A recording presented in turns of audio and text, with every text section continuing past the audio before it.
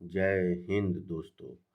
आज हम लोग आधुनिक भारत का इतिहास पढ़ने जा रहे हैं। आधुनिक भारत का इतिहास, इसमें सबसे पहले हम लोग पढ़ेंगे यूरोपीय कंपनियों का आगमन। क्या पढ़ेंगे? यूरोपीय कंपनियों का आगमन। सबसे पहले यूरोपीय कंपनी कहाँ थे?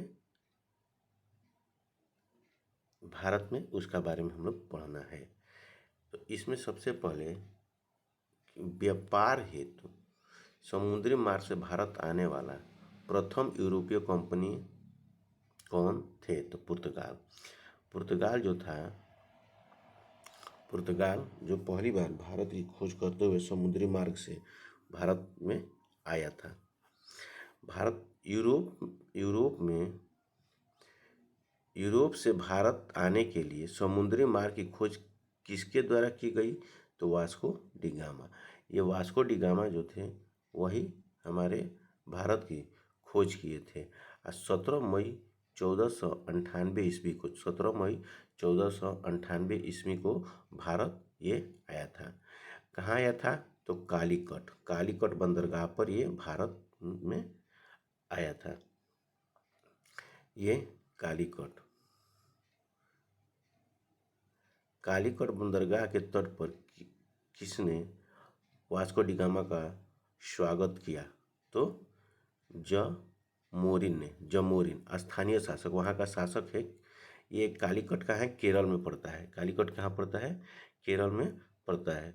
वहीं पर स्थानीय शासन करना जो है वो जमोरिन था। पुर्तगालियों ने भारत में सर्वप्रथम अपनी व्यापारी कोठी या फैक्ट्री कहाँ स्थापित किया? तो कोची कहाँ है? केरल में। पुर्तगालियों ने कोची व्यापारी कोठी कहाँ खोली थी? कोची में।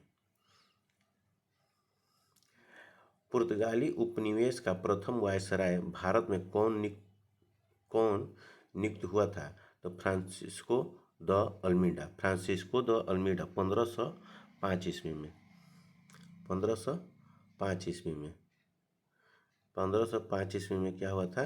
पुर्तगाली उपनिवेश का प्रथम वायसराय भारत में कौन नियुक्त हुआ था? तो फ्रांसिस्को द अल्मीडा। 1505 ईस्वी में। जब पुर्तगाल भारत पे आए थे तो यहाँ लोदी वंश का शासन था। किसका शासन था? लोदी वंश का क्या था यहाँ, जिससे सल्तनत काल में लोदी वंश हम लोग पढ़ेंगे। इसमें हमारा किसका शासन, भारत पर शासन था। लेकिन अंग्रेज जब भारत पे आए, ईस्ट इंडिया कंपनी जब भारत पर आई, उस टाइम यहाँ पर मुगल काल का शासन था और उसमें अकबर राजा यहाँ के राजा था। पुर्तगालियों ने ही भारत में तंबाकू की कृषि एवं प्रिंटिंग प्रेस की प्रारंभ करने का श्रेय पुर्तगालियों को दिया गया है।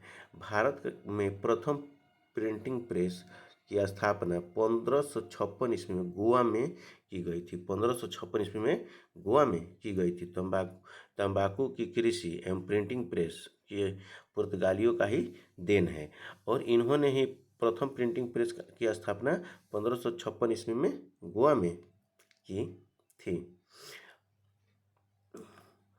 भारत में पुर्तगाली शक्ति का वास्तविक संस्थापक किसे माना जाता है? अल्बुकर्क को पुर्तगाली शक्ति का वास्तविक संस्थापक माना जाता है। डच भारत में मुख्यतः किस वस्तु का व्यापार करते थे? तो सूती। डच जो आए, पुर्तगाल के बाद डच आते हैं, तो उस डच जो आए वो सूती वस्त्र का क्या करते थे? व्यापार करते थे। अब इसमें है कि भारत में खोज, मतलब विभिन्न देशों की खोज, कौन कौन खोजा था? तो वास्को डी गामा का किसका खोज किया था? तो भारत का। वास्को डी गामा किसका खोज किया था? भारत का। वास्को डी गामा भारत का खोज किया था। कोलंबस अमेरिका का खोज किया था। कैप्टन जेम्स कुक जो है ऑस्ट्रेलिया का खोज किया था। तस्मानिया एवं न्यूजीलैंड का खोज किया था। और Bartholomew Dias Cape of Good Hope, Cape of Good Hope, दक्षिण Africa. Cape of Good Hope दक्षिण अफ्रीका, ये दक्षिण अफ्रीका का नीचे वाले भाग को Cape of Good Hope Hope कहा गया। ठीक है। उसके बाद हिंद महासागर में व्यापार को नियंत्रित करने के लिए शांत या नीले जल की नीति किसने लागू की? तो फ्रांसिस्को द अल्मीडा ने। फ्रांसिस्को द अल्मीडा ने, जिसे पुर्तगालियों का वास्तविक संस्थापक कहा जाता है। हिंद फ्रांसिस्को द अल्मीडा मतलब प्रथम वायसराय, जो पुर्तगालियों का प्रथम वायसराय था वो फ्रांसिस्को द अल्मीडा। इसी ने सबसे पहले नीले जल की नीति, ब्लू वाटर पॉलिसी लेकर आया था। किस वायसराय के काल में गोवा को पुर्तगालियों का औपचारिक मुख्यालय बनाया गया? तो Nino da Cunha. Nino da Cunha. Nino da Cunha को क्या किया गया है? पुर्तगालियों का औपचारिक मुख्यालय बनाया गया। पुर्तगालियों ने हिंद महासागर क्षेत्र में व्यापार पर नियंत्रण स्थापित करने के लिए कार्टेज आर्मेडा काफिला पद्धति प्रारंभ की थी। क्या की थी? तो कार्टेज और आर्मेडा काफिला पद्धति, ये कार्टेज आर्मेडा कार्वेन सिस्टम प्रारंभ की थी। पुर्तगालियों के पश्चात भारत में व्यापार करने आए डच कहाँ के निवासी थे? तो हॉलैंड या नीदरलैंड। हॉलैंड या नीदरलैंड कहाँ के निवासी थे? हॉलैंड या जिसे आज वर्तमान में इसे नीदरलैंड कहा जाता है। हॉलैंड के डच जो थे। दोस्तों, आज हम लोग इतना ही रहने देते हैं, इसको हम अगला क्लास में इसके आगे पढ़ा जाएगा। धन्यवाद। Thank you.